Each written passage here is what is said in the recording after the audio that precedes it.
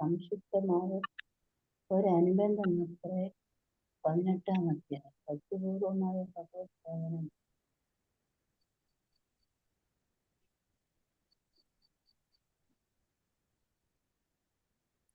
കിട്ടുന്നില്ലല്ലോ, എന്തോ ലൈവ് ഇല്ലേ?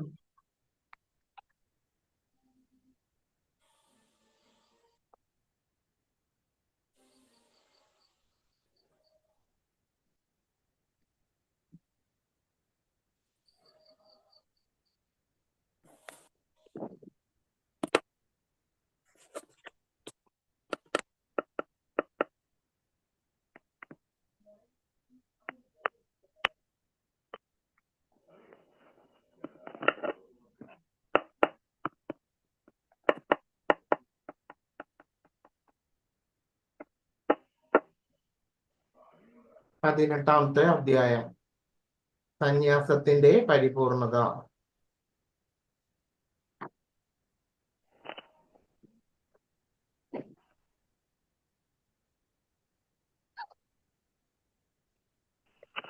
ഹരേ കൃഷ്ണ. ഹരേ കൃഷ്ണ. ഹരേ കൃഷ്ണ.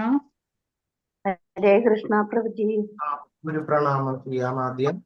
ഹരേ കൃഷ്ണ. ഹരേ കൃഷ്ണ. ഓം അജ്ഞാനാതിമിരാന്തസ്യ ജ്ഞാനാഞ്ജനശലാകയാ ചക്ഷുരുന്മീലിതം യേന തസ്മൈ ശ്രീ ഗുരവേ നമഃ. ശ്രീ ചൈതന്യമനോഭീഷ്ടം സ്ഥാപിതം യേന ഭൂതലേ സ്വയം രൂപകഥാ മഹ്യം ദദാതി സ്വപദാന്തികം. വന്ദേഹം ശ്രീഗുരോ ശ്രീയുതപദകമലം ശ്രീഗുരുൻ വൈഷ്ണവാംശ ശ്രീരൂപം സാഗ്രജാതം സഗണരഘുനാഥാന്വിതം സജീവം സാദ്വൈതം സാവധൂതം പരിജനസഹിതം കൃഷ്ണ ചൈതന്യദേവം ശ്രീരാധാകൃഷ്ണപാദാൻ സഗണ ലളിതാ ശ്രീ നമ. ഓം വിഷ്ണുപാദായ കൃഷ്ണപ്രേഷ്ഠായ ഭൂതലേ ശ്രീമതേ ഭക്തിവേദാന്ത സ്വാമിനെ ഇതി നാമിനെ. നമസ്തേ സാരസ്വതേ ദേവേ ഗൗരവാണി പ്രചാരിണേ നിർവിശേഷ ശൂന്യവാദി പാശ്ചാത്യദേശധാരിണേ. വാഞ്ചാകൽപതരുഭ്യശ്ച കൃപാ സിന്ധുഭ്യ ഏവ ച പതിതാനാം പാവനേഭ്യോ വൈഷ്ണവേഭ്യോ നമോ നമഃ.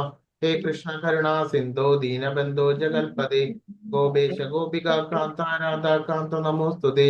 തപ്ത കാഞ്ചന ഗൗരാംഗീ രാധേ വൃന്ദാവനേശ്വരി വൃഷഭാനുസുതേ ദേവി പ്രണമാമി ഹരിപ്രിയേ. ജയ ശ്രീ കൃഷ്ണ ചൈതന്യ പ്രഭു നിത്യാനന്ദ ശ്രീ അദ്വൈത ഗദാധര ശ്രീവാസാദി ഗൗരഭക്തവൃന്ദ. ഹരേ കൃഷ്ണ കൃഷ്ണ കൃഷ്ണ ഹരേ ഹരേ ഹരേ രാമ രാമ രാമ ഹരേ ഹരേ. ഹരേ കൃഷ്ണ കൃഷ്ണ കൃഷ്ണ ഹരേ ഹരേ ഹരേ രാമ രാമ രാമ ഹരേ ഹരേ. ഹരേ കൃഷ്ണ കൃഷ്ണ കൃഷ്ണ ഹരേ ഹരേ ഹരേ രാമ രാമ രാമ ഹരേ ഹരേ.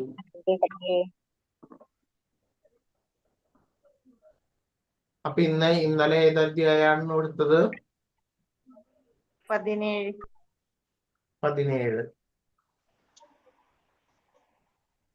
ഇന്നലെ 17 ആയിരുന്നു.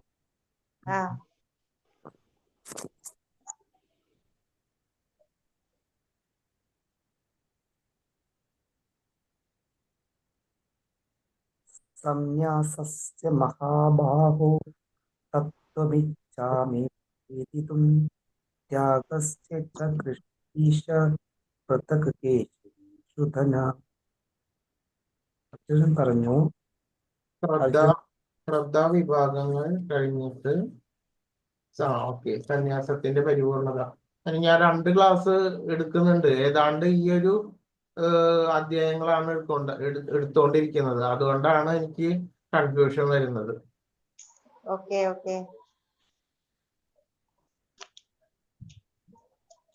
ഹരേ കൃഷ്ണ. എല്ലാവർക്കും എന്റെ പ്രണാമം. 18-ാമത്തെ അധ്യായം. 18-ാമത്തെ അധ്യായത്തിലെ ഒരു വിവരണം. എന്താണ് വിരക്തിയോടെ പ്രവർത്തിക്കുന്നത് യഥാർത്ഥ ത്യാഗമാണ്. പ്രതികരണത്തിൽ നിന്ന് സ്വാതന്ത്ര്യം നൽകുന്നു. സാഖ്യയുടെയും വേദാന്തത്തിന്റെയും ഉപസംഹാരം. പരമാത്മാവ് നയിക്കുന്ന പ്രവർത്തനങ്ങൾ പ്രതികരണങ്ങളിൽ നിന്ന് സ്വാതന്ത്ര്യം നൽകുന്നു. ത്രിഗുണങ്ങളുടെ ബന്ധനം. അത് 19 മുതൽ 40 വരേക്കും തന്റെ ജോലിയിലൂടെ ഭഗവാനെ ആരാധിക്കുന്ന അഥവാ കർമ്മത്തിലൂടെ ഭഗവാനെ ആരാധിക്കുന്നത് യഥാർത്ഥമായിട്ടുള്ള ത്യാഗമാണ്.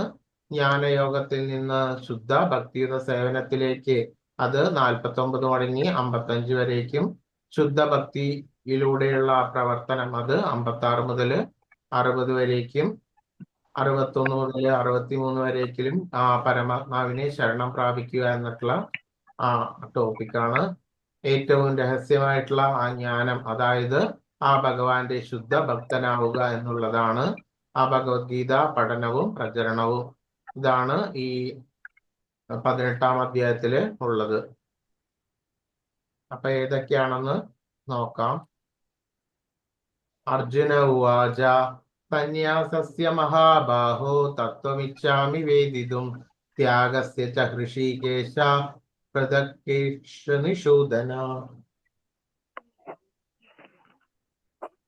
പൃഥക്കേശനിഷൂദന. അർജുനൻ പറയുകയാണ്, മഹാബാഹുവായിട്ടുള്ള കൃഷ്ണ, ആ കേശിയെ ഹനിച്ചവനും ഇന്ദ്രിയങ്ങളുടെ നാഥനുമായിട്ടുള്ള ഭഗവാനെ ത്യാഗത്തിന്റെയും സന്യാസത്തിന്റെയും ഉദ്ദേശം എന്തെന്നറിയുവാൻ ആഗ്രഹമുണ്ട് എന്ന് പറയുന്നു. ആ ഭഗവാനോട് ചോദിക്കുകയാണ്, ആ ത്യാഗം, ആ സന്യാസം, ഇതിനെക്കുറിച്ച് അറിയുവാൻ ആഗ്രഹമുണ്ട്, അതിനെക്കുറിച്ച് ശരിയാവണ്ണം പറഞ്ഞു തന്നാലും എന്ന് ഭഗവാനോട് പറയുകയാണ്. ശ്രീ ഭഗവാൻ ഉവാച കാമ്യാനാം കർമ്മണാം ന്യാസം സന്യാസം കവയോ വിദു സർവകർമ്മഫലത്യാഗം പ്രാഹുസ്ത്യാഗം വിചക്ഷണ.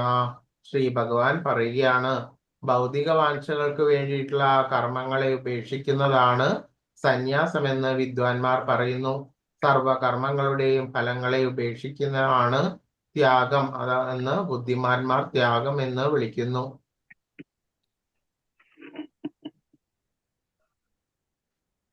അപ്പോൾ ആ ഭൗതിക വാഞ്ഛകൾക്ക് വേണ്ടിയിട്ടുള്ള ആ കർമ്മങ്ങളെ ഉപേക്ഷിക്കുന്നത് സന്യാസം എന്ന് പറയുന്നു. പക്ഷെ അത് എങ്ങനെയാണ് ഉപേക്ഷിക്കേണ്ടത്? ഭൗതികമായിട്ടും മാനസികമായിട്ടും ഒരേ രീതിയിൽ ഉപേക്ഷിക്കുമ്പോൾ മാത്രമാണ്, ആ ഒരു കർമ്മം ഉപേക്ഷിക്കുമ്പോൾ മാത്രമാണ് ശരിയായിട്ടുള്ള ആ ത്യാഗം വരുന്നത്. സർവകർമ്മങ്ങളുടെയും ഫലങ്ങളെ ഉപേക്ഷിക്കുക, അതാണ് ശരിയാവണ്ണമുള്ള ത്യാഗം. ഇതിനെയാണ് ബുദ്ധിമാന്മാർ ത്യാഗം എന്ന് പറയുന്നത്. ഒരു വേള ആ ഭൗതികമായിട്ട് ഒരു വസ്തു അഥവാ കർമ്മത്തിനെ ത്യജിച്ചാലും കൂടിയിട്ട് മാനസികമായിട്ട് അതിനിപ്പോഴും ആസക്തിയോട് കൂടിയിട്ടിരുന്നാൽ അത് ഒരിക്കലും ശരിയായിട്ടുള്ള ത്യാഗമായിട്ട് മാറുകയില്ല.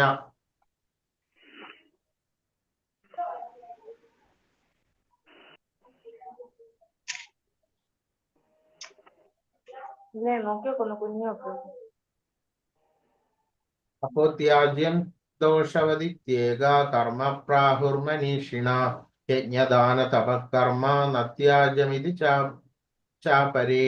എല്ലാ കാമ്യകർമ്മങ്ങളും ദോഷകരങ്ങളാകയാൽ ത്യജിക്കണമെന്ന് ബുദ്ധിമാന്മാർ ചിലർ പറയുന്നു. യജ്ഞം, തപസ്, ദാനം എന്നിവ ഒരിക്കലും ഉപേക്ഷിക്കാൻ പാടില്ലെന്ന് മറ്റു ചില ഋഷികൾ അഭിപ്രായപ്പെടുന്നു.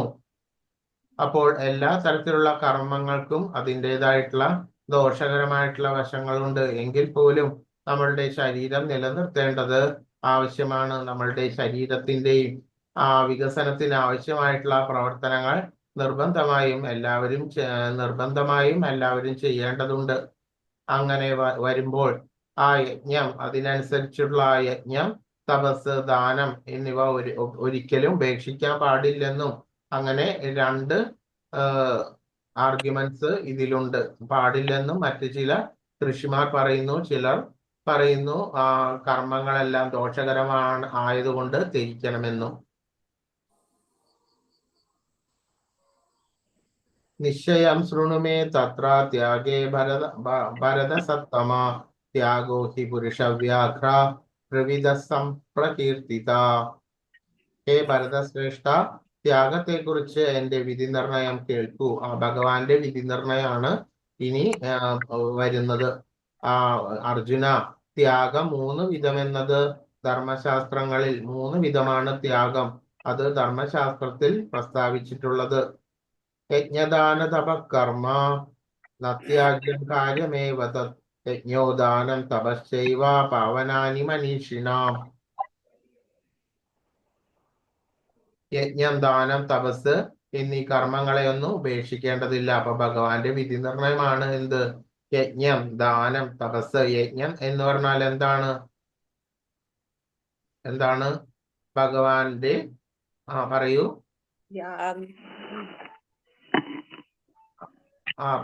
ഭഗവാനെ കുറിച്ച് സ്മരിച്ചും ചിന്തിച്ചും ചെയ്യുന്ന എല്ലാ തരത്തിലുള്ള പ്രവർത്തികളും നോട്ട് ചെയ്തോളൂ കേട്ടോ. മഹാത്മാക്കളെ പോലെ ഇത് വളരെ പ്രധാനപ്പെട്ട ഒരു കാര്യമാണ്. എങ്ങനെയാണ് പ്രവൃത്തി യജ്ഞമായിട്ട് മാറുന്നത്? പറയൂ. മഹാത്മാക്കളെ പോലും വിശുദ്ധീകരിക്കുന്നു. അല്ല, എങ്ങനെയാണ് പ്രവൃത്തി യജ്ഞമായിട്ട് മാറുന്നത്? എങ്ങനെയാണ് ചെയ്യുന്ന പ്രവൃത്തി കാമ്യകർമ്മങ്ങളെല്ലാം തന്നെ ഭഗവത് ഭക്തിയോടുകൂടിയിട്ട് ഭഗവാനെ സ്മരിച്ചും ചിന്തിച്ചും കീർത്തിച്ചും ചെയ്യുന്ന പ്രവൃത്തിയെല്ലാം യജ്ഞമായിട്ട് മാറുകയാണ് ചെയ്യുന്നത്. അതുപോലെ തന്നെ ദാനം, തപസ് എന്നീ കർമ്മങ്ങളൊന്നും ഉപേക്ഷിക്കേണ്ടതില്ല. ഇതെല്ലാം ഭഗവാന്റെ സ്മരിച്ചുകൊണ്ട് ചെയ്യുമ്പോൾ ഇതെല്ലാം തന്നെ അതീന്ദ്രിയമായിട്ട് മാറുകയാണ് ചെയ്യുന്നത്. അതെല്ലാം അനുഷ്ഠിക്കപ്പെടണം. മഹാത്മാക്കളെ പോലും വിശദീകരിക്കുന്നവയാണവ മൂന്നും.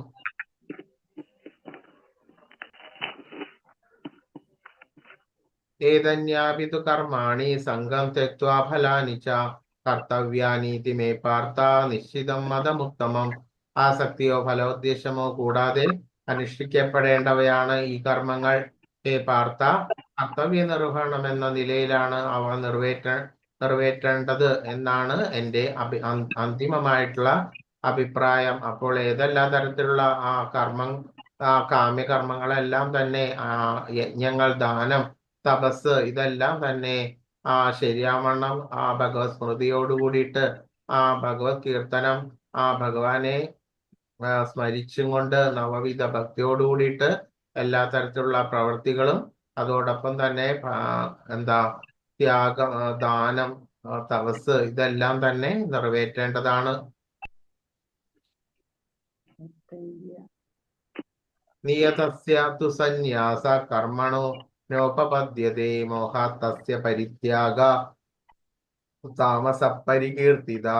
നിയത കർമ്മങ്ങളെ ഒരിക്കലും ഉപേക്ഷിച്ചുകൂടാ. വ്യാമോഹം കൊണ്ടും അങ്ങനെ ചെയ്യുന്നുവെങ്കിൽ ആ ത്യാഗം തമോ ഗുണത്തിലുള്ളതാണ്. അപ്പോൾ ഒരിക്കലും നിയതമായിട്ടുള്ള കർമ്മം, നിയതകർമ്മം എന്ന് പറഞ്ഞാൽ എന്താണ്? പറയൂ. നിയതകർമ്മം എന്ന് പറഞ്ഞാൽ എന്താണ്? ഇതെല്ലാം മുമ്പുള്ള അധ്യായങ്ങളിലെല്ലാം നമ്മൾ പഠിച്ചു കഴിഞ്ഞതാണ്. കൽപ്പിച്ചിരിക്കുന്ന കർമ്മം. പറയൂ. കൽപ്പിച്ചിരിക്കുന്ന കർമ്മം. അതെ. നിയതമായിട്ടുള്ള കർമ്മങ്ങൾ എന്ന് പറഞ്ഞാല് നമ്മളിൽ ഏൽപ്പിച്ചിരിക്കുന്ന നമ്മളുടെ കർത്തവ്യം, അതാണ് നിയതമായിട്ടുള്ള കർമ്മം. അതായത് കാമ്യകർമ്മം. അത് ഒരിക്കലും ഉപേക്ഷിച്ചുകൂടാ എന്ന് ഭഗവാൻ പറയുന്നു. വ്യാമോഹം കൊണ്ട് അങ്ങനെ ചെയ്യുകയാണെങ്കിൽ ആ ത്യാഗം തമോ ഗുണത്തിലുള്ളതാണ്. അപ്പോൾ അത്തരത്തില് നമുക്ക് കിട്ടിയിരിക്കുന്ന ആ കർമ്മം ഒരിക്കലും ഉപേക്ഷിച്ചുകൂടാ. അത് ഉപേക്ഷിച്ചെങ്കിൽ പോലും അത് ശരിയാവണ്ണം അല്ല ഒരു സാധാരണ മനുഷ്യൻ ഉപേക്ഷിക്കുന്നത്. മാനസികമായിട്ട് അതിന്റെ ഫലത്തിന് ആസക്തി വെച്ചിട്ടും ഭൗതികമായിട്ട് ആ കർമ്മം ഉപേക്ഷിച്ചാലും അത്തരത്തിലുള്ള ത്യാഗം ഒരിക്കലും ശരിയാവില്ല. ഒരു കർമ്മം അഥവാ നിയതകർമ്മം ഉപേക്ഷിക്കണമെങ്കിൽ എന്ത് വേണം? മാനസികമായിട്ടും ഭൗതികമായിട്ടും ഒരേ രീതിയിൽ ഉപേക്ഷിച്ചിട്ട് ഭഗവാനെ ശരണം പ്രാപിക്കുകയാണെങ്കിൽ അത് ശരി, ആ കർമ്മം ഉപേക്ഷിക്കാവുന്നതാണ്. അതല്ലെങ്കിൽ നിയത കർമ്മങ്ങൾ ഒരിക്കലും ഉപേക്ഷിച്ചുകൂടാ. വ്യാമോഹം കൊണ്ട് അങ്ങനെ ചെയ്യുന്നുവെങ്കിൽ ആ ത്യാഗം തമോ ഗുണത്തിലുള്ളതാണ്.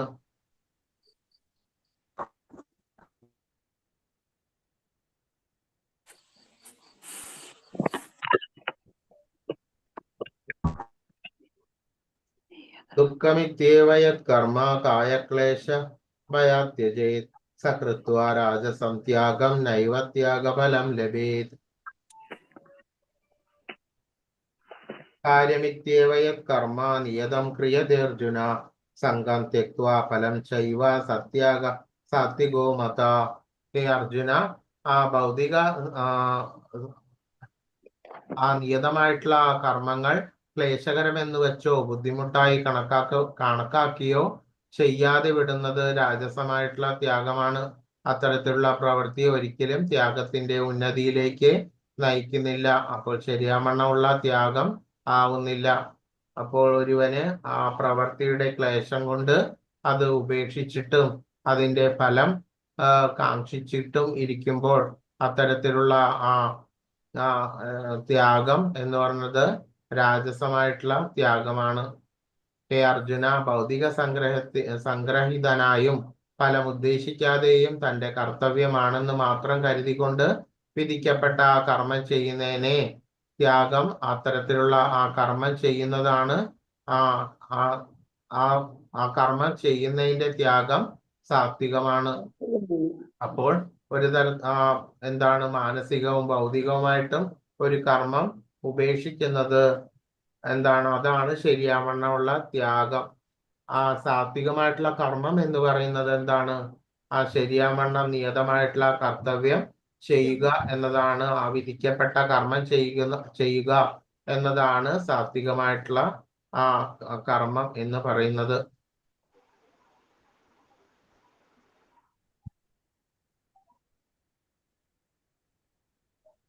ശരിയായിട്ടുള്ള ത്യാഗത്തിന്റെ ലക്ഷണങ്ങൾ: അത് സാത്വികമാണ്. അശുഭകർമ്മങ്ങളോട് വെറുപ്പോ ശുഭകർമ്മങ്ങളോട് ആസക്തിയോ തോന്നുന്നില്ല.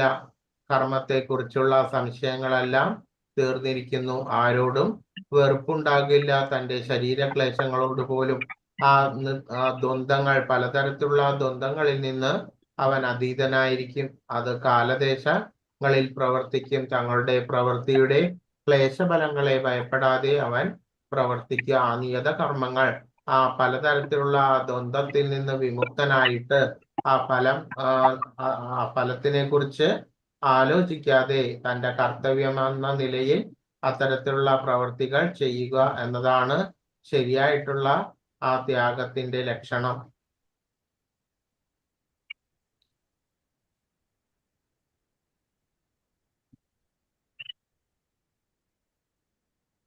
സാത്വികനും ബുദ്ധിമാനുമായിട്ടുള്ള ത്യാഗിക്ക് അശുഭകർമ്മങ്ങളോട് വെറുപ്പോ ശുഭകർമ്മങ്ങളിൽ ആസക്തിയോ തോന്നുന്നില്ല. അദ്ദേഹത്തിന് കർമ്മത്തെക്കുറിച്ചുള്ള സംശയങ്ങളെല്ലാം തന്നെ തീർന്നിരിക്കും. അനിഷ്ടം, ഇഷ്ടം, മിശ്രം എന്നിങ്ങനെ 3 വിധത്തിലുള്ള കർമ്മഫലങ്ങളെയും ത്യാഗികളല്ലാത്തവർക്ക് മരണാനന്തരം അനുഭവിക്കേണ്ടി വരും. സന്യാസികൾക്ക് അത്തരം അനുഭവങ്ങളൊന്നും ഉണ്ടാവുകയില്ല. അനിഷ്ടമിഷ്ടം മിശ്രം ച ത്രിവിധം കർമ്മണ ഫലം ഭവത്യാഗിനാം പ്രത്യ നതു സന്യാസിനാം ക്വചിത്. അനിഷ്ടം, ഇഷ്ടം, മിശ്രം എന്നിങ്ങനെ 3 വിധത്തിലുള്ള കർമ്മഫലങ്ങളെയും ത്യാഗികളല്ലാത്തവർക്ക് മരണാനന്തരം അനുഭവിക്കേണ്ടി വരും. സന്യാസികൾക്ക് അത്തരത്തിലുള്ള അനുഭവങ്ങൾ ഉണ്ടാകുകയില്ല. എന്തുകൊണ്ടാണ് സന്യാസികൾക്ക് അത്തരത്തിലുള്ള അനുഭവം ഇല്ല എന്ന് പറയുന്നത്? അവർ ശരിയാവണ്ണം മാനസികമായിട്ടും ഭൗതികമായിട്ടും ആ കർമ്മത്തിനെ ത്യജിച്ചിരിക്കും. അതുകൊണ്ട് അത് ശരിയാവണ്ണം ഭഗവാനിൽ അർപ്പിച്ച് ചെയ്യുന്ന എല്ലാ തരത്തിലുള്ള പ്രവൃത്തിയും അതീന്ദ്രിയമായിരിക്കും. അത്തരത്തിൽ ഉള്ള വ്യക്തി, സന്യാസിക്ക് ഇത്തരത്തിലുള്ള കർമ്മങ്ങളിൽ നിന്നുള്ള പ്രതികരണങ്ങളൊന്നും തന്നെ ഏൽക്കേണ്ടതായിട്ട് വരുന്നില്ല.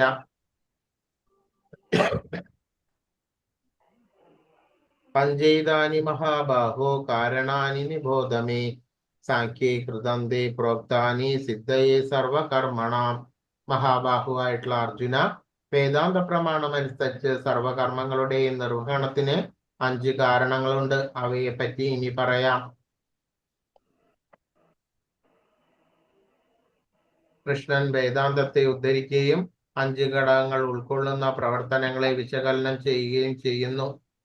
ബന്ധിതരാകാതെ പ്രവർത്തനങ്ങൾ നടത്തുവാൻ ഞങ്ങളെ സഹായിക്കാനാണിത്. ഈ ഘടകങ്ങൾ ഏറ്റവും പ്രധാനപ്പെട്ടത് പരമാത്മാവിന്റെ നിർദ്ദേശപ്രകാരം പ്രവർത്തിക്കുമ്പോൾ അവന്റെ പ്രവർത്തനങ്ങളോടുള്ള പ്രതികരണങ്ങൾ ഒരാളെ ബാധിക്കില്ല. സാഖ്യയുടെയും വേദാന്തത്തിന്റെയും ഉപസംഹാരം: പരമാത്മാവ് നയിക്കുന്ന പ്രവർത്തനങ്ങൾ പ്രതികരണങ്ങളിൽ നിന്ന് സർവസ്വാതന്ത്ര്യവും നൽകുന്നു. ഏതൊരു കർമ്മത്തിനും പ്രതികരണം ഉണ്ടെന്നിരിക്കെ കൃഷ്ണാബോധാധിഷ്ഠിതമായ ഒരാൾക്ക് അത് അനുഭവപ്പെടാതിരിക്കുന്നത് എങ്ങനെയെന്ന ചോദ്യം ഇവിടെ പ്രസക്തമാണ്. എല്ലാ തരത്തിലുള്ള കർമ്മത്തിനും അതിന്റെ പ്രതികരണമുണ്ടെന്ന് നമ്മൾ കണ്ടു. പക്ഷേ ശരിയാമണ്ണം കൃഷ്ണാബോധ അധിഷ്ഠിതമായിട്ടുള്ള ഒരാളുടെ പ്രവർത്തനം എന്താണ്? അത് അതീന്ദ്രിയമാണ്. അത് എങ്ങനെ സാധ്യമാകുന്നത് എന്ന് വേദാന്ത തത്വത്തെ മുൻനിർത്തിക്കൊണ്ട് ഭഗവാൻ മറുപടി പറയുന്നു. സർവകർമ്മങ്ങൾക്കും 5 കാരണങ്ങളുണ്ടെന്നും അവയെ വിജയത്തിലെത്തിക്കാൻ ഈ കാരണങ്ങൾ 5നെയും കണക്കിലെടുക്കണമെന്നും അദ്ദേഹം വിശദീകരിക്കുന്നു. ജ്ഞാനത്തിന്റെ തണ്ടാണ് സാഖ്യം. വേദാന്ത ജ്ഞാനത്തിന്റെ അടിത്തണ്ടായി ആചാര്യന്മാരെല്ലാം അതിനെ അംഗീകരിക്കുന്നു. ശ്രീ ശങ്കരൻ പോലും വേദാന്ത സൂത്രത്തെ അതേപടി സ്വീകരിക്കുന്നു. അതുകൊണ്ട് തന്നെ ആ പ്രാമാണികതയെ സ്വീകരിക്കണം. ആത്യന്തികമായിട്ടുള്ള നിയന്ത്രണം ആ പരമാത്മാവിൽ നിക്ഷിപ്തമാണ്. ഭഗവത്ഗീതയിൽ പറയുന്നത് പോലെ സർവസ്യ ചാഹം ഹൃദി സന്നിവിഷ്ട മത്രസ്മൃതിജ്ഞാന. ആ പൂർവകർമ്മങ്ങളെ ഓർമ്മിച്ചുകൊണ്ട് ഓരോരുത്തരും വെവ്വേറെ കർമ്മങ്ങളിൽ ഏർപ്പെടുത്തുന്നത് പരമാത്മാവാണ്. അവിടത്തെ ആജ്ഞപ്രകാരം നിറവേറ്റുന്ന ആ കൃഷ്ണാബോധ പ്രവർത്തനങ്ങളാകട്ടെ ഇഹലോകത്തിലോ പരലോകത്തിലോ പ്രതികരണങ്ങൾ ഉണ്ടാവുകയില്ല. അപ്പോൾ ആ ശരിയാമണ്ണം ആ മായാധീശനായിട്ടുള്ള ആ ഭഗവാനെ ശരണം പ്രാപിച്ചിട്ട് ചെയ്യുന്ന കർമ്മങ്ങളെല്ലാം തന്നെ അതീന്ദ്രിയമായിട്ടുള്ള അവസ്ഥയിലായിരിക്കും. അതിന്റെ പ്രതികരണങ്ങൾ ഒന്നും തന്നെ നമ്മൾക്ക് ഏൽക്കേണ്ടതായിട്ട് വരുന്നില്ല. മഹാബാഹുവായിട്ടുള്ള അർജുന, വേദാന്ത പ്രമാണം അനുസരിച്ച് സർവകർമ്മങ്ങളുടെയും നിർവഹണത്തിന് 5 കാരണങ്ങളുണ്ട്. ആ ഒരു കർമ്മം ചെയ്യുവാന് അതിനനുസൃതമായിട്ട് എന്ത് കാരണങ്ങളുണ്ട് അവയെ പറ്റി പറയാം. അതിൽ നിന്ന് അധിഷ്ഠാനം അഥവാ ശരീരം ഉപയോഗിച്ചാണ് കർമ്മം ചെയ്യുന്നത്. കർമ്മം ചെയ്യുന്ന ആൾ, ആ ശരീരം, കർമ്മം ചെയ്യുന്ന ആൾ, ഭരണങ്ങൾ, ഇന്ദ്രിയങ്ങൾ, നാനാവിധത്തിലുള്ള ഉദ്യമങ്ങൾ, പരമാത്മാവ് എന്നിവയാണ് ഈ 5 ഘടകങ്ങൾ.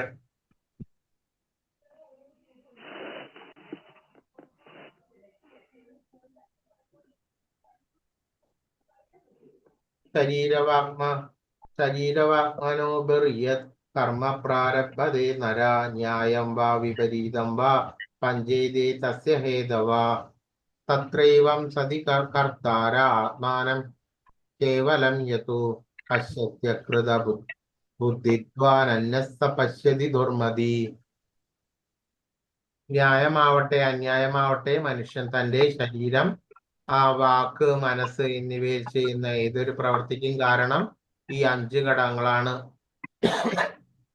അപ്പോൾ നമ്മൾക്കറിയാം, നമ്മൾ പ്രവൃത്തി ചെയ്യുന്നത് നമ്മളുടെ ശരീരം, മനസ്സ്, മറ്റ് പഞ്ചേന്ദ്രിയങ്ങൾ, ചിന്ത, ഇതെല്ലാം ഉപയോഗിച്ചിട്ടാണ് കർമ്മം ചെയ്യുന്നത്.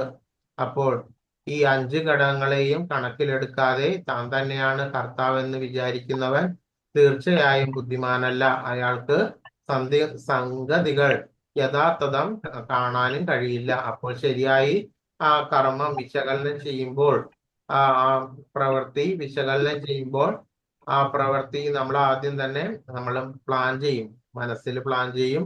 അതനുസരിച്ചിട്ട് പഞ്ചേന്ദ്രിയങ്ങളോട് കൂടിയിട്ട് ആ മനസ്സ്, പഞ്ചേന്ദ്രിയങ്ങൾ, ശരീരം, ആ വാക്ക്, മനസ്സ്, ഇതിന്റെ എല്ലാം അടിസ്ഥാനത്തിലാണ് പ്രവൃത്തിയും കർമ്മങ്ങളും എല്ലാം തന്നെ ചെയ്യുന്നത്.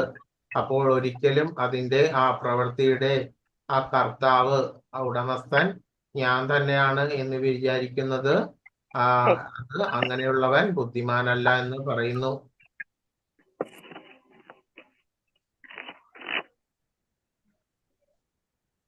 അപ്പോൾ അധിഷ്ഠാനമായിട്ടുള്ള ആ ശരീരം, അതുമാതിരി ഇന്ദ്രിയങ്ങൾ, കർമ്മത്തിന്റെ പ്രതികരണം, ജീവാത്മാവ്, കർമ്മം ചെയ്യുന്ന ആൾ, അപ്രയത്നം, ഇതെല്ലാം തന്നെ കർമ്മത്തിന്റെ ഘടകങ്ങളാണ്.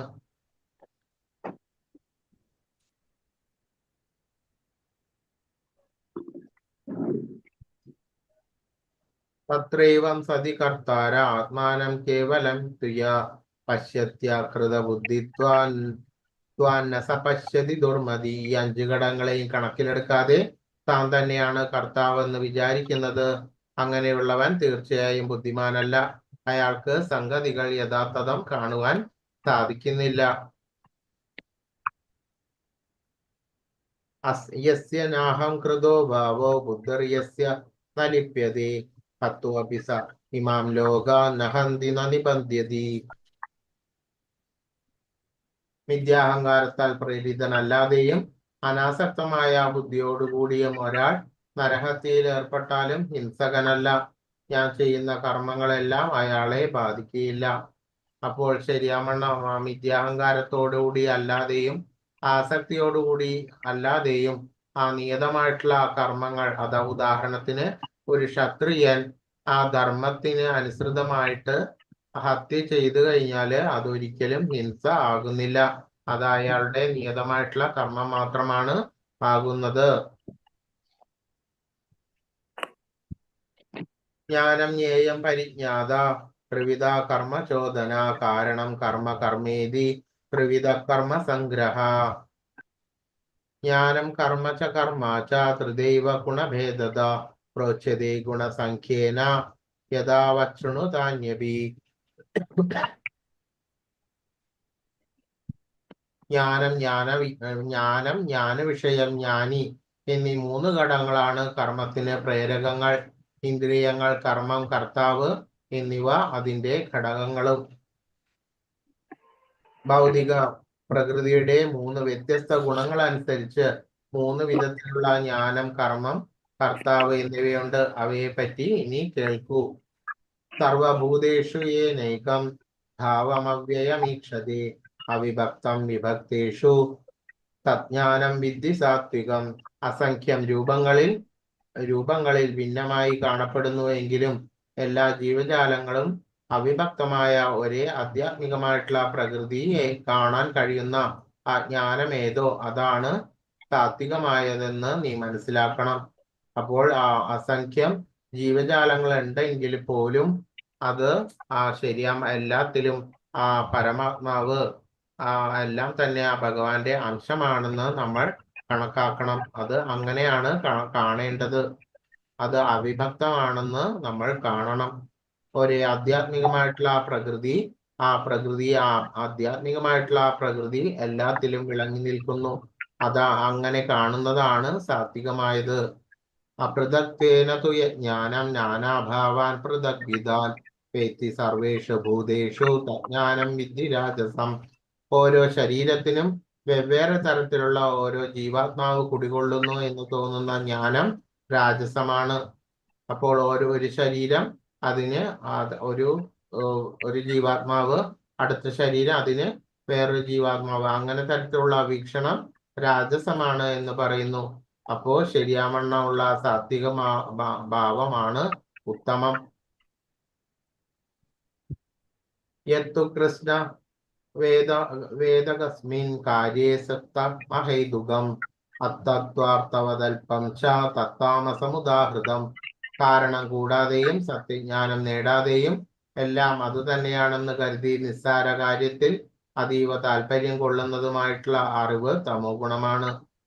അപ്പോൾ ശരിയായിട്ടുള്ള സത്യജ്ഞാനം നേടാതെയുള്ള അറിവ് എല്ലാം തന്നെ നിസ്സാര കാര്യത്തിൽ അനാവശ്യമായിട്ടുള്ള ഭൗതിക ശാസ്ത്രങ്ങളിലെല്ലാം അതീവ താല്പര്യം കൊള്ളുന്നതുമായിട്ടുള്ള അറിവ് അത് തമോ ഗുണമാണ്.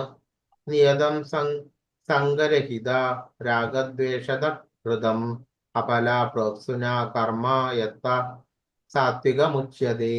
അനാസക്തമായും രാഗദ്വേഷരഹിതമായും ഫലാസക്തി കൂടാതെയും നിയന്ത്രിതമായ വിധത്തിൽ കർമ്മം സാത്വികം എന്ന് പറയുന്നു.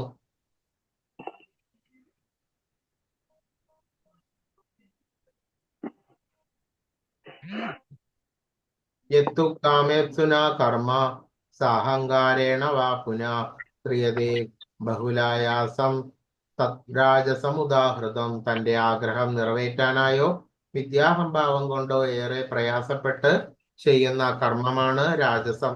ഇതെല്ലാം മുന്നേ നമ്മൾ പരിശോധിച്ച് വിവരിച്ചു കഴിഞ്ഞതാണ്. അനുബന്ധം ക്ഷയം ഹിംസ അനപേക്ഷ പൗരുഷം മോഹാദാരംഭ്യതേ കർമ്മ യത്താമസമുച്യതേ. തുടർന്നു വരുന്ന കെട്ടുപാടുകളെയോ അന്യർക്കുണ്ടാകുന്ന നാശത്തെയോ ക്ലേശത്തെയോ അവഗണിച്ചും ശാസ്ത്ര നിർദ്ദേശങ്ങൾക്കെതിരെയായും വ്യാമോഹം കൊണ്ട് ചെയ്യുന്ന കർമ്മമാണ് താമസം. മുക്തസംഗോനഹം വാദി മൃത്യുത്സാഹസമന്വിത സിദ്ധ്യോർ നിർവികാര കർത്ത സാത്വിക ഉച്യതേ. ഭൗതിക പ്രകൃതിയുടെ ത്രിഗുണങ്ങളുമായി ബന്ധപ്പെടാതെ ആ മിഥ്യാഹങ്കാരം ത്യജിച്ചും സ്ഥിരനിശ്ചയത്തോടുകൂടിയും ഉത്സാഹത്തോടുകൂടിയും ജയപരാജയങ്ങളിൽ അക്ഷോഭ്യനായും പ്രവർത്തിക്കുന്നവനത്രേ സാത്വികൻ. അപ്പോൾ ആ പലതരത്തിലുള്ള ആ ദ്വന്ദ്ങ്ങളിൽ നിന്നും വിമുക്തനായിട്ട് കർത്തവ്യ ശരിയാമണ്ണമുള്ള നിയതമായിട്ടുള്ള ആ കർമ്മങ്ങൾ കർത്തവ്യബോധത്തോടു കൂടിയിട്ട് ചെയ്തു തീർക്കുന്ന ആ കർമ്മം സാത്വികനും ആ കർമ്മം സാത്വികവും അത് ചെയ്യുന്ന ആൾ സാത്വികനും ആണ്. രാഗി കർമ്മഫല പ്രേപ്സുർ ലുബ്ധോ ഹിംസാത്മകോ ശുചി ഹർഷശോകാന്വിത കർത്ത രാജസപരികീർത്തിത. പ്രവൃത്തിയിലും അതിന്റെ ഫലങ്ങളിലും ആസക്തനും ആ ഫലങ്ങളിൽ അനുഭവിക്കുന്നവൻ ആഗ്രഹമുള്ളവനും ലോഭിയും ഈർഷ്യാലുവും വിശുദ്ധമല്ലാത്തവനും സുഖദുഃഖങ്ങളാൽ ബാധിതനുമായിട്ടുള്ള കർത്താവത്തെ അത്രേ രാജസൻ. അപ്പോൾ എല്ലാ തരത്തിലുള്ള 3 ഗുണങ്ങളും അനുസരിച്ച് അതിൻ്റെതായിട്ടുള്ള കർമ്മങ്ങളുടെ ചെയ്യുന്ന എല്ലാം നിങ്ങൾക്ക് കഴിഞ്ഞ അധ്യായത്തില് മനസ്സിലായിട്ടുള്ളതാണ്. എങ്ങനെയാണ് സാത്വികമായിട്ടുള്ള ഒരു വ്യക്തിയുടെ അവസ്ഥയും രാജസികമായിട്ടുള്ള ഒരു വ്യക്തിയുടെ അവസ്ഥയും താമസികമായിട്ടുള്ള വ്യക്തിയുടെ അവസ്ഥയും മനസ്സിലായിട്ടുണ്ട്. അപ്പോൾ അതനുസരിച്ച് അത്തരത്തിലുള്ള ആളുകൾ അത് വർദ്ധിച്ചിരിക്കുന്ന സാത്വികമായിട്ടുള്ള ഗുണം വർദ്ധിച്ചിരിക്കുന്നവൾ അതിൻ്റെതായിട്ടുള്ള ആ പ്രവർത്തനങ്ങളും രാജസികമായിട്ടുള്ള അവസ്ഥയിലും താമസികമായിട്ടുള്ള അവസ്ഥയിലും അതിൻ്റെതായിട്ടുള്ള അവർക്ക് കൊടുത്തിരിക്കുന്ന അവർക്ക് കിട്ടിയിട്ടുള്ള പ്രവർത്തനം ആ രീതിയിലാണ് അവർ മുന്നോട്ട് പോകുന്നത്. അപ്പോൾ ആ പ്രവൃത്തിയിലും അതിന്റെ ഫലങ്ങളിലും ആസക്തനും ആ ഫലങ്ങൾ അനുഭവിക്കാൻ ആഗ്രഹമുള്ളവനും ലോഭിയും ഈർഷ്യാലുവും വിശുദ്ധമല്ലാത്തവനും സുഖദുഃഖങ്ങളിൽ ബാധിതനുമായിട്ടുള്ള ആളാണ് രാജസൻ എന്ന് പറയുന്നത്. അയുക്ത പ്രകൃത സ്തബ്ധ ഷഡോ നൈഷ്കൃതിഗോലസ വിഷാദി ദീർഘസൂത്രീച്ച കർത്താ താമസമുച്യതേ.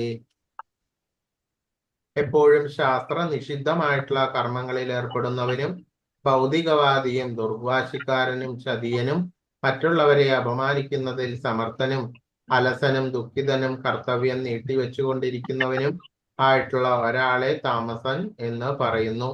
അപ്പോൾ നിങ്ങൾ ഇതെല്ലാം നോട്ട് ചെയ്ത് എടുത്തോളണം കേട്ടോ. അപ്പോൾ അത്തരത്തിലുള്ള താമസികമായിട്ടുള്ള ആളുകളുടെ പ്രവർത്തന ശൈലി ഇതിൽ നിന്ന് മനസ്സിലാക്കാം. ബുദ്ധർഭേദം ധൃതേശൈവ ഗുണത ത്രിവിധം ശൃണു പ്രോച്യുമാനമശേഷേണ പൃഥക്ത്വേന ധനഞ്ജയ. ധനഞ്ജയ, ഭൗതിക പ്രകൃതിയുടെ ത്രിഗുണങ്ങൾ അനുസരിച്ച് പലതരത്തിലുള്ള ദൃഢനിശ്ചയങ്ങളും അറിവുകളുമുണ്ട്. അവയെക്കുറിച്ച് ഇനി വിവരിച്ചു തരാം, കേട്ടോളൂ. പ്രവൃത്തിഞ്ച നിവൃത്തിഞ്ച കാര്യേ കാര്യ ഭയാഭയോ ബദ്ധം മോക്ഷം ക്ഷയാവേത്തി ബുദ്ധിസാ പാർത്ഥസാത്വികി.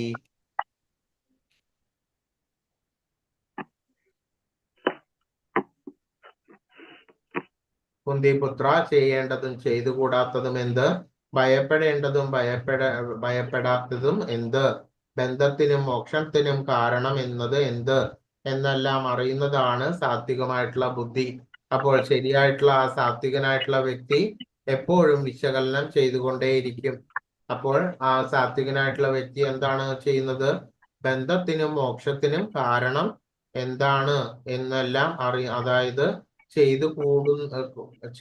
ചെയ്യേണ്ടത് എന്ത്, ചെയ്തു കൂടാത്തത് എന്ത് എന്നുള്ള എല്ലാ തരത്തിലുള്ള വിശകലനാത്മകമായിട്ടുള്ള ആ ബുദ്ധിയാണ് സാത്വികമായിട്ടുള്ള ബുദ്ധി എന്ന് പറയുന്നത്. ധർമ്മം ച കാര്യം ച കാര്യമേവ ച അയഥാവത് പ്രജാനാതി ബുദ്ധി പാർത്ഥ രാജസി. ധർമ്മമെന്ത് പാർത്ഥ, ധർമ്മമെന്ത് അധർമ്മമെന്ത്, ചെയ്യേണ്ടതെന്ത് ചെയ്യരുതാത്തതെന്ത് എന്ന് വേർതിരിച്ചറിയാനാവാത്ത ആ ബുദ്ധിയാണ് രാജസം. അപ്പോൾ ശരിയാവണ്ണമുള്ള വിശകലനാത്മകമായിട്ടുള്ള ആ ബുദ്ധി ഇല്ലാത്ത ആളുകളെ രാജസ ബുദ്ധി എന്ന് പറയുന്നു. അധർമ്മം ധർമ്മമിതി യാമാന്യൻ താമസാവൃത സർവാർത്ഥവാൻ വിപരീതാംശ ബുദ്ധി സ പാർത്ഥ താമസി. ഹേ പാർത്ഥ, വ്യാമോഹത്തിന്റെയും അന്ധകാരത്തിന്റെയും ആ സ്വാധീനതയിൽ അധർമ്മത്തെയും ധർമ്മത്തെ അധർമ്മത്തെയും കരുതി സദാ തെറ്റായ വഴിക്ക് പ്രവർത്തിക്കുന്ന ആ ബുദ്ധി താമസമാകുന്നു. അപ്പോൾ ശരിയാവണ്ണമുള്ള ആ ധാർമ്മികമായിട്ടുള്ള ആ ധാർമ്മികത ഒരാള് ഒരു താമസിക ബുദ്ധിക്ക് ഉപദേശിച്ചു കൊടുത്താൽ പോലും അയാൾ എന്ത് ചെയ്യുന്നു? ശരിയായിട്ടുള്ള ധർമ്മത്തെ അധർമ്മമായിട്ടും കണക്കാക്കുന്നു, ആ അധർമ്മത്തെ ധർമ്മമായിട്ടും കണക്കാക്കുന്നു. അത്തരത്തിലുള്ള ആ വികട ബുദ്ധിക്കാരനാണ് താമസികമായിട്ടുള്ള ബുദ്ധി എന്ന് പറയുന്നത്.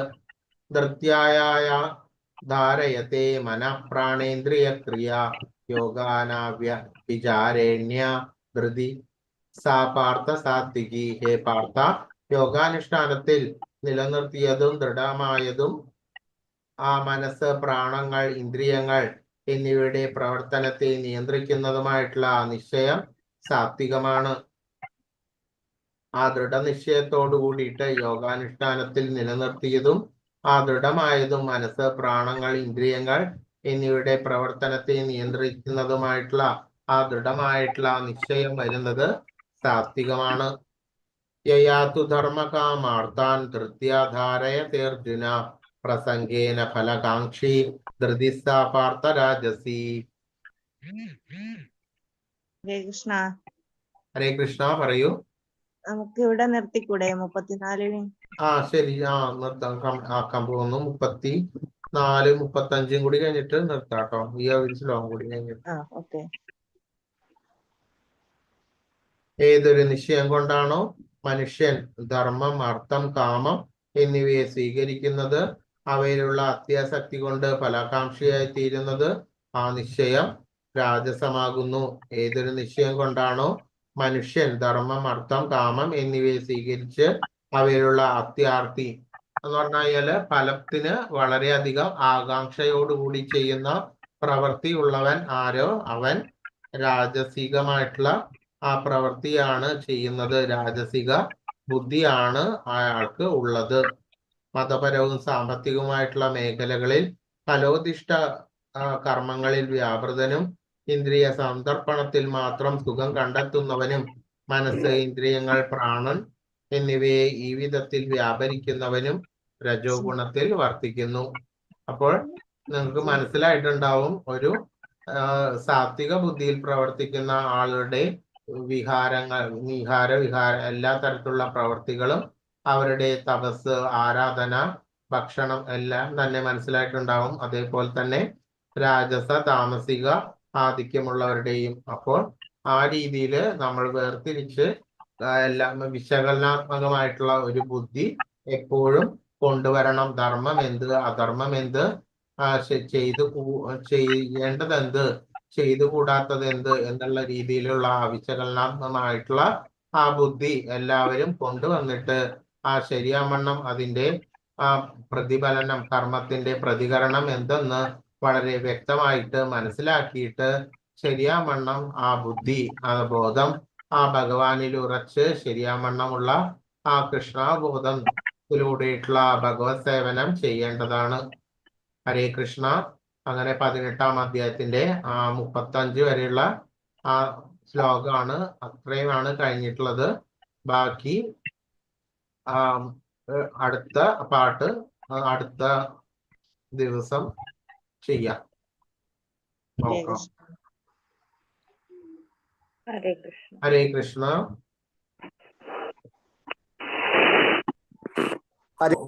കൽപതരുഭ്യശ്ച കൃപാ സിന്ധുഭ്യ ഏവ ച പതിതാനാം പാവനേഭ്യോ വൈഷ്ണവേഭ്യോ നമോ നമഃ.